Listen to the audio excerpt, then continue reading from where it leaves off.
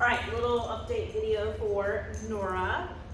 This week has really been about helping her understand motivation as well as establishing boundaries. And I think that's what that portion really gets overlooked with puppies because they're cute, they're cuddly, we want to play with them, but we really want to establish those boundaries now at this sponge age. And it's not to be controlling or like alpha or anything like that. It's to help create healthy habits for her future adult dog self.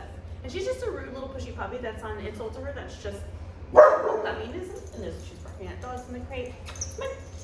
So we'll start with motivation. So we have been establishing different markers. So marker is going to be different words that mark a moment in time that we like or dislike something. Nope. Yes. And really what those markers are, they kind of help bridge the gap between desired behavior and delivery of reinforcer. Right now I'm creating that association of this word equals presentation of food. So that way whatever behavior she's doing once the association is created. Nope. Yes.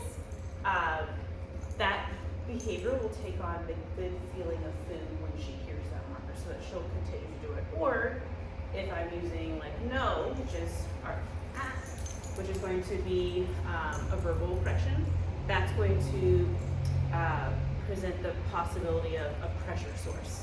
So yes, good and okay, those are going to be our reward markers.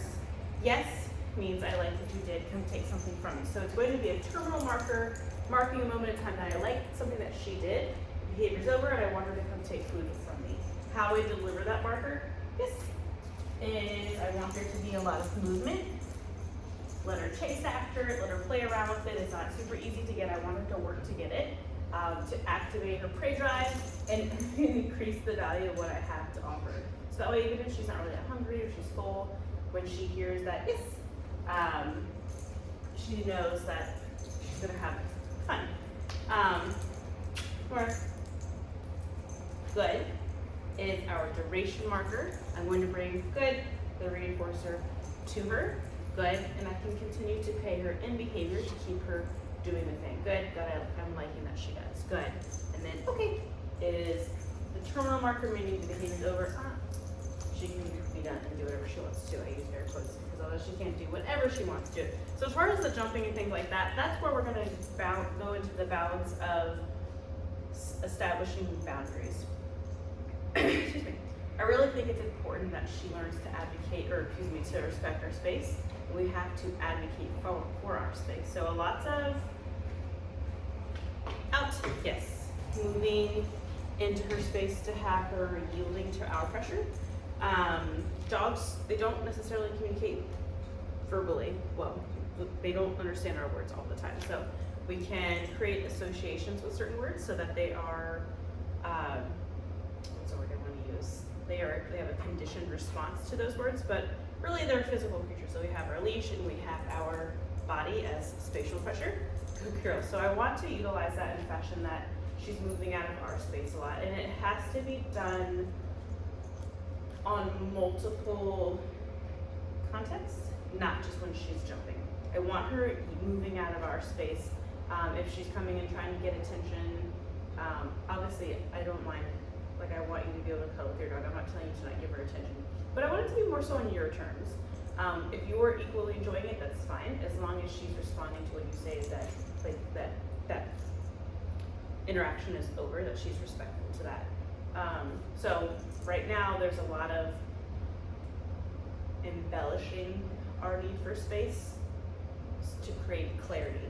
So if she's always allowed to be around us, jump on us, crawl into our lap and be in our space, sleep in our bed with us, all of those things, and then when she jumps up, we're like, no, you can't do this. That's not super clear for dogs. So I want there to be that out, her moving out of our space often. So when and I don't have my thing to follow the camera to follow me around, but going in and out of doors, instead of her like crowding the doorway, when I go up to the doorway, I'm gonna move her out of that space so that I can open the door. I want her waiting to be invited through, coming in and out of her crate, I'm not gonna let her just jump out. I want her to wait until she gets that okay, the verbal okay, to come out. Little things like those little nuances help establish that clarity of you cannot just be in my space all of the time.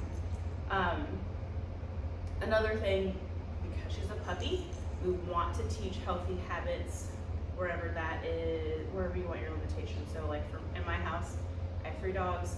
I want it to be calm inside. I don't care what we do outside. Outside is playtime, having fun, all the craziness.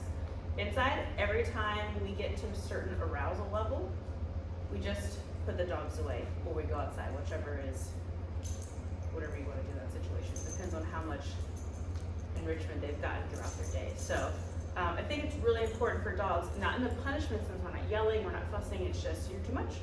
Take you, guide you, put you in your crate, put whatever her alone area is. Just long enough for her to settle down, and then she can come back out and play again or hang out again. So we're creating that habit of anytime you get to this level of excitement and arousal, you're removed from the situation. It's never successful for you. And I really think that that method teaches a dog how to be a little bit calmer inside because they're never allowed to get to a certain level.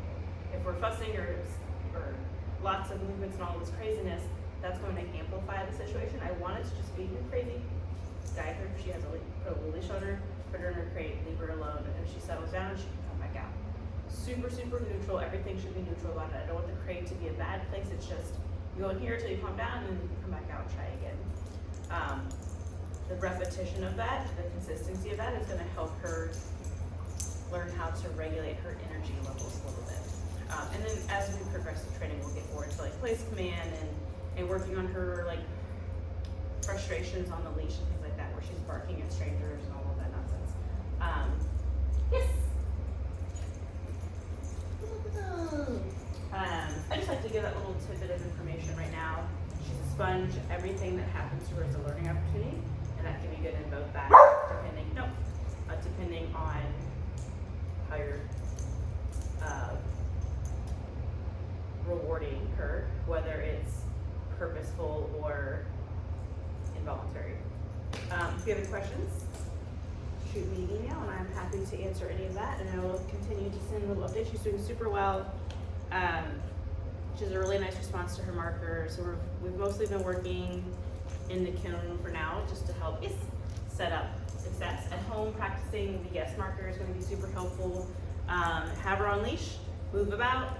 Yes, anytime she acknowledges you, pays attention to you, yes, and reward. So you're building that engagement, which is the main reason, or the main intent with the yes marker right now is to establish engagement. I want her to find me rewarding, so that everything else isn't such a novelty. Inside in here, there's not a lot going on, so it's easier for her to pay more attention to me. Once I have that good response, there's a piece of hot dog over there. Once I have a better response, we'll start doing stuff in different environments where there are a little bit of competing motivators. And I'll have to, Norah, work a little bit harder to get her attention, but then reward her for paying attention to me. I want to be an active part of her life, so that I'm not just defense post holding the leash and she's finding everything else to be super, super enticing. Yes. Hey girl. All right, that's the end of the video. Okay, bye.